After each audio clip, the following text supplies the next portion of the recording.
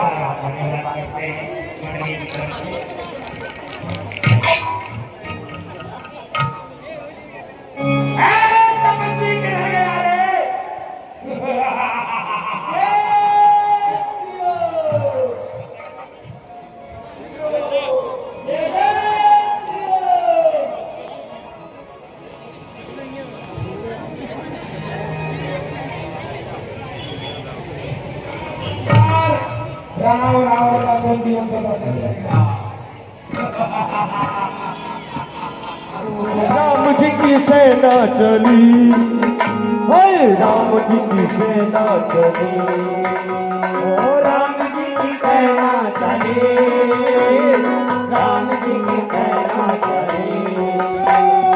हर हर महादेव, हर हर महादेव।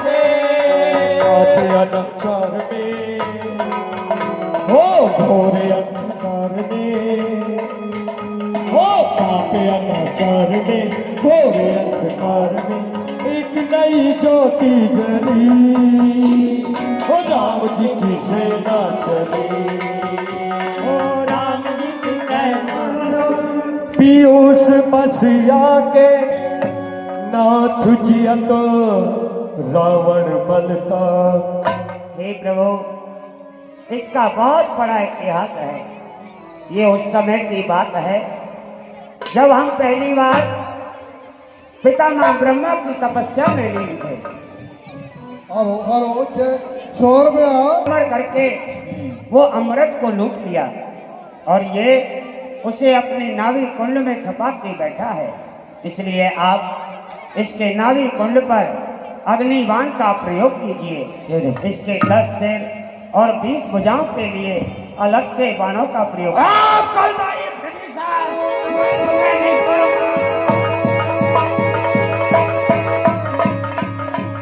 इसने ग्रह वेद बता दिया हुआ है।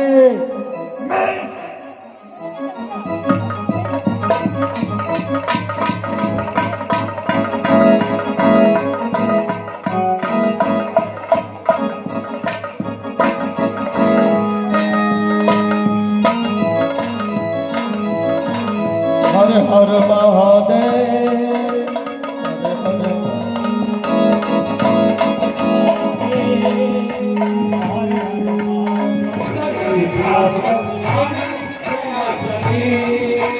राम जी की सेना चली।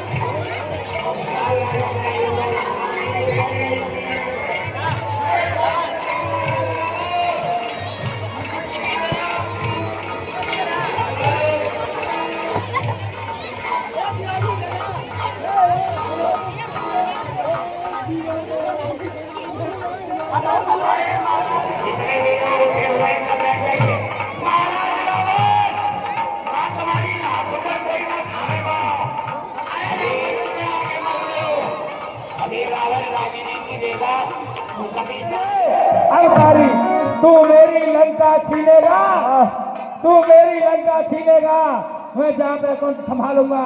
इस कागज रूपी छाती पर खूनी लिखते करा लूंगा। आ सामने तो लंकेश ये तो करता सुख करता, तो करता सुख करता भक्तों ने रखा नाम है। देश का दुख दूर करना बस यही तो हमारा काम है। कहो इसका जवाब देंगे हो सौरभंग में, इसका जवाब देंगे मैदाने जंग में। ठीक है। हे प्रभु श्री राम, आप इस तरह से इसे मान दो, ये तो ऐसे ही खेलता रहेगा। अच्छा इसे खत्म करो, इसके 10 शीशों को। तो सुनो लंकेश, तुम्हारी मेरी बातों में वक्त बुरा ही जाएगा। हम दोनों में कौन बलवान है ये तो यहाँ का रणस्थल बतलाएगा। और प्रभु इसमें मरे मराए में जनता और मैं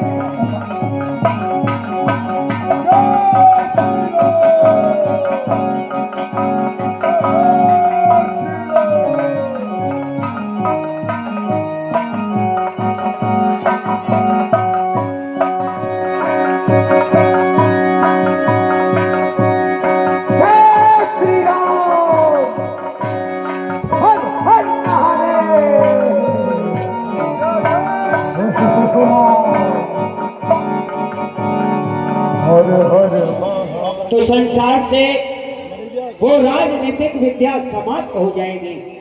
इसलिए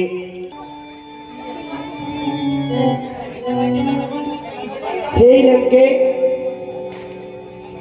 प्रथम बार लक्ष्मण जी सर की तरफ से हे लंकेश, प्रणाम लंकेश। क्षत्रिय हैं, वो एक ब्राह्मण हैं।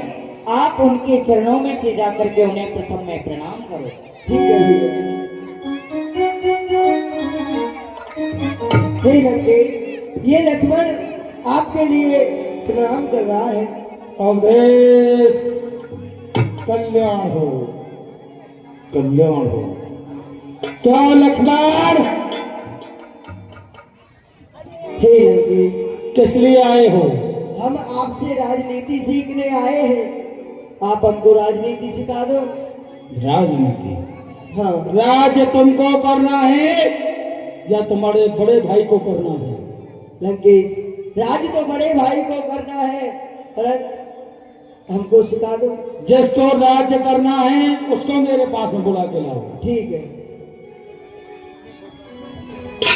भैया, अपना भैया लंकेश ने आपको स्वयं बुलाया है। क्यों नहीं? कह रहे हैं जिसको राज चाहिए वही हमसे राजनीति सीखने आएगा। सत्य बात है, हम स्वयं चलते हैं।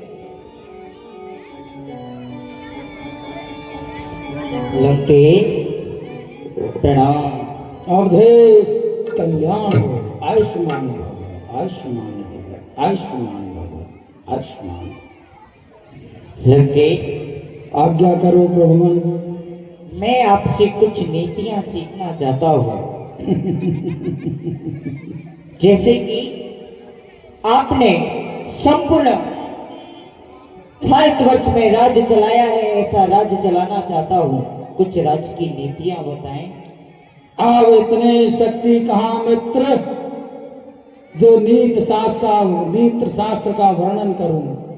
हाँ, इतनी सांसें जरूर हैं जो तुम्हारी आज्ञा का पालन करूं। मैं यही कहना चाहता हूं, राम, जो शुभ कार्य है उसे जल्दी से जल्दी कर देना चाहिए, और जो अशुभ कार्य है जितना उसको टालो उसका टलना ही अच्छा है। मैंने सोचा था लंका में क्षीर सागर ले आऊंगा, यह भी सोचा था राम पृथ्वी से स्वर्ग तक जाने का मार्ग बनाऊंगा, पर आज करते करते वह कर्तव्य सब पूरा अधूरा रह गया है। इसलिए आज करे सो अब कर, आज काल करे सो आज कर, और आज करे सो अब, और फल में फलने होगी बहुत करेगो तब। तो जो कार्य है शुभ कार्य उसको कर देना ही अच्छा है। और राम, तुम सोच रहे हो कि आप जीते हैं, नहीं, जीत मेरी ही है, क्योंकि मैंने जीते जी तुमको लंका में नहीं प्रवेश करने दिया। और तुमसे हर चीज में बड़ा, तुमसे मैं परिवार में बड़ा, तुमसे मैं उम्र में बड़ा, तुमसे मैं वैभव में बड़ा, तुमसे मैं शरीर में बड़ा। लेकिन जानते हो मेरी हार क्यों हुई? क्यों हुई है? इसलिए क्योंकि तुम्हारा भाई तुम्हारे साथ था और मेरा भाई में से अलग था, इसलिए मैं हार गया राम, नहीं तो तुम मुझे हरा नहीं पाते। दूसरी बात, अगर ये रावण नहीं होता, अगर ये रावण नहीं होता तो राम का कोई महत्व नहीं होता। अगर दिन नहीं होता, अगर रात्रि नहीं होती तो दिन का कोई महत्व नहीं होता। और पाप नहीं होता तो धर्म का कोई महत्व नहीं होता। राम, यही मैं तुमसे कह रहा हूं। और एक और तुमको विद्या बतलाता हूं। लक्ष्मण, लाओ अपना धनुष बाण मुझे दो, लाओ राम।